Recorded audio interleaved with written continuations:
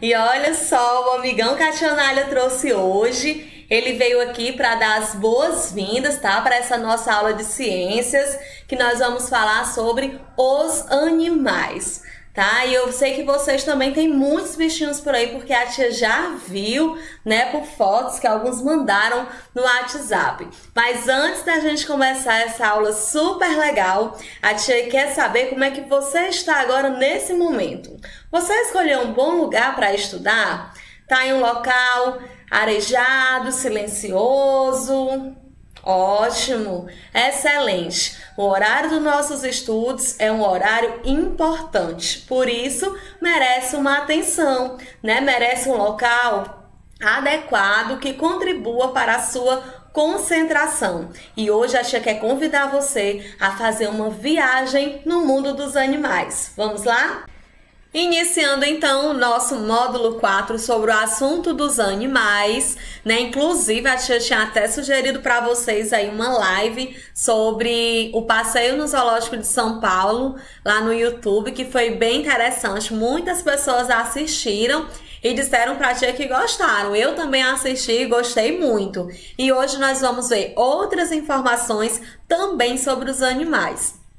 Por isso, a tia trouxe aqui para vocês alguns animais para representar tantos outros que existem aí no nosso planeta, não é verdade? Bom, gente, os animais, eles têm estruturas corporais diferentes, eles têm comportamentos diferentes. Eles têm também formas de se defender diferente e formas de se alimentar diferente. E é exatamente sobre a forma como os animais se alimentam que nós vamos estudar hoje na nossa aula de ciências. Iniciando aí, a tia trouxe aqui para vocês algumas imagens que tem no nosso livro de ciências para investigarmos a alimentação dos animais. Porque quando os animais eles se alimentam, eles deixam alguns vestígios, ou seja, eles deixam pistas de que eles estiveram ali e se alimentaram, tá? Por exemplo, nós temos aqui um esperto macaco prego. Esse macaco prego, ele está com uma pedra para quebrar a casca de um coco para comer o coquinho. Então, se a gente vê as cascas de coco quebrado, né, em um local onde tem um macaco prego, é possível que ele tenha se alimentado daquele coquinho. Do lado, nós temos aí representando os insetos que comem folhas ou parte das folhas. Com certeza vocês já viram uma folha assim, né? Do outro lado, nós temos aí larvas de insetos. Também, gente, não é tão difícil, né, da gente encontrar maçã, goiaba, que tem esse furinho. É um sinal de que uma larva de inseto esteve por ali se alimentando daquele fruto. E, por fim, nós temos aí os insetos que se alimentam de sangue, né? Por isso que eles picam as pessoas. E quando isso acontece, a gente sabe que o inseto esteve por ali se alimentando porque fica uma manchinha, né? Fica uma marquinha na pele da pessoa, certo? Então, continuando aí, a página 54 de vocês vai perguntar sobre isso, tá? Agora tá todo mundo afiado para responder. Na página 55, ele continua uma investigação sobre a alimentação dos animais. E aí nós podemos ver, né? Eu acredito que vocês já devem até ter lido esse texto. Se não leu, faça a leitura, porque você vai fazer conexão com essa imagem, certo? Então, pessoal, aí nós temos, se a gente olhar bem para essa imagem, nós vamos perceber a presença de ossos pequenos e também de pelos, né? Então, isso nos ajuda a identificar que é possível que a coruja tenha se alimentado de pequenos mamíferos, né? Porque é uma característica dos mamíferos ter pelos, certo? Você depois vai continuar sua investigação aí na página 55 e nós vamos agora estudar o grupo dos animais chamados herbívoros. Os animais herbívoros são aqueles que se alimentam de plantas ou parte da planta, como por exemplo, ele pode se alimentar de folhas, de frutos, de sementes, de raízes ou do néctar, como é o caso aí da abelha, que por sinal, se vocês forem procurar entender sobre a organização das abelhas, vocês vão ficar maravilhados com tantas curiosidades. Na verdade, o mundo animal, ele traz aí pra gente muitas curiosidades bem bacanas. E embaixo da abelha aí, na figura, nós temos as girafas. Lembra dela lá no zoológico? Né? Eles falaram das girafas, né? Que elas não se sentem bem em ambientes muito frios, e eles têm lá até um ar-condicionado no zoológico, onde eles botam na temperatura mais quente nos dias frios, para que as girafas possam se sentir, né, mais confortáveis, e por isso eles colocam todas no mesmo ambiente. E aí as girafas, gente, elas também são animais herbívoros, tá? Elas são muito grandes, né? Os seus filhotes, quando nascem, já é maior do que uma pessoa adulta, porque eles nascem com aproximadamente 2 metros.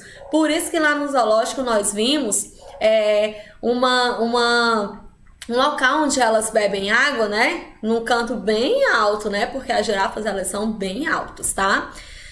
Os animais carnívoros, como o próprio nome já sugere, né? A gente pensa logo animais carnívoros, aqueles que se alimentam de carne. Que carne? Carne de outros animais. E para que eles obtenham essa alimentação, eles acabam matando outros animais, certo? É o caso do tubarão, é o caso da joaninha, né? Você diz assim, tia, a joaninha, tão pequenininha, tão delicadinha. Sim, a joaninha, ela é uma dos maiores predadores que existe por conta da diversidade de insetos que ela consome. Que curioso, não? Continuando aí, pessoal, nós temos os animais onívoros. Quem são eles? São aqueles que se alimentam tanto de plantas como de outros animais. Nós temos aí, curiosamente, uma família. Aí você pode pensar assim, me perguntar, tia, mas as pessoas são animais? Como é isso? Bom, pessoal, eu sempre costumo dizer que existem os dois lados, né? Se nós olharmos do ponto de vista bíblico, né, do lado religioso, nós sabemos que o homem, né, o ser humano, não é considerado um animal. Porém, do ponto de vista bíblico, aliás, do ponto de vista científico, né, partindo para as ciências, o homem é considerado um animal racional. Inclusive, as ciências defendem que essa é uma das principais diferenças entre o ser humano e os outros animais, né? A capacidade de raciocinar. E como nós estamos estudando ciências, né? O nosso livro, ele também nos traz isso, tá? Que o homem é um animal onívoro, né? Porque a gente se alimenta, né? Tanto de plantas, né? Como também de outros animais, né?